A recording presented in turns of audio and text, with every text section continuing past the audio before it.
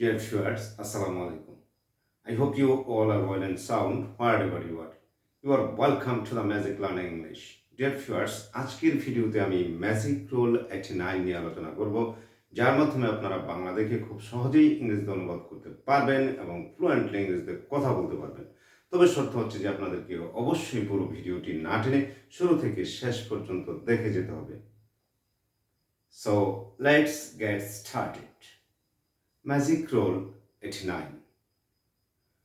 কোনো বাংলা বাক্যে কোনো কিছু করা হচ্ছিল, বলা হচ্ছিল, দেওয়া হচ্ছিল, নেওয়া হচ্ছিল, যাওয়া হচ্ছিল ইত্যাদি যুক্ত থাকলে এগুলোর ইংরেজি করার সময় গঠন হবে এরূপ। গঠন subject plus was being oblique were being plus মূল ভার্বের first participle form plus extension. Once again, কোনো বাংলা বাক্যে কোনো কিছু করা হচ্ছিল, বলা হচ্ছিল, দেওয়া হচ্ছিল, নেওয়া হচ্ছিল ইত্যাদি যুক্ত থাকলে এগুলোর ইংরেজি করার সময় গঠন হবে এরূপ। গঠন subject plus was being oblique were being plus মূল ভার্বের first participle form plus extension. Note, এক্ষেত্রে subject third person singular number হলে ওয়াজ বিং এবং অন্য সকল পার্সনে ওয়ার্ড বিং বসে।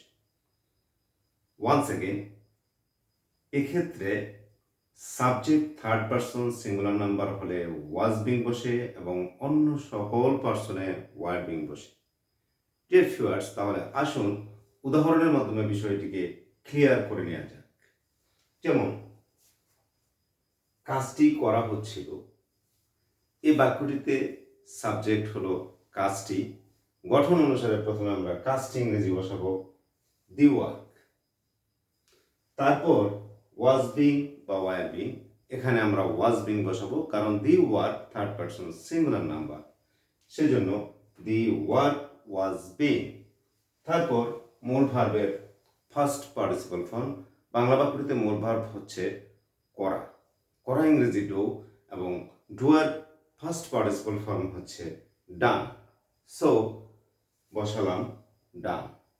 তাহলে কাজটি করা হচ্ছিল এর ইংরেজি হচ্ছে the work was being done.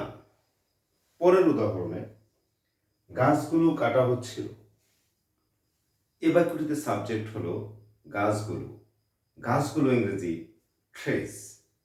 প্রথমে আমরা সাবজেক্ট হিসাবে গাছগুলো ইংরেজি বসালাম ট্রিজ, দি ট্রিজ। দ্বিতীয় উদাহরণে গাছগুলো কাটা হচ্ছিল, এই বাক্যটিতে সাবজেক্ট হলো গাছগুলো, গাছগুলো ইংরেজি হচ্ছে দি ট্রেস। প্রথমে আমরা গঠন অনুসারে বসালাম দি ট্রেস, তারপর গঠন অনুসারে ওয়াজ বিং অবলিক ওয়ার বিং, এখানে আমরা বসাবো ওয়ার বিং কারণ এই বাক্যটির সাবজেক্ট হলো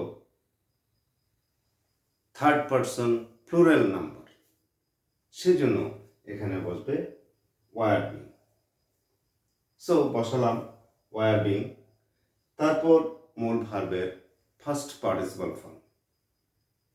এ বাক্যটিতে মূল ভার্ব হচ্ছে কাটা, কাটা ইংরেজি কাট ডাউন। সো এর ফার্স্ট পার্টিসিপল ফর্ম হচ্ছে কাট ডাউন। সো বসালাম কাট ডাউন।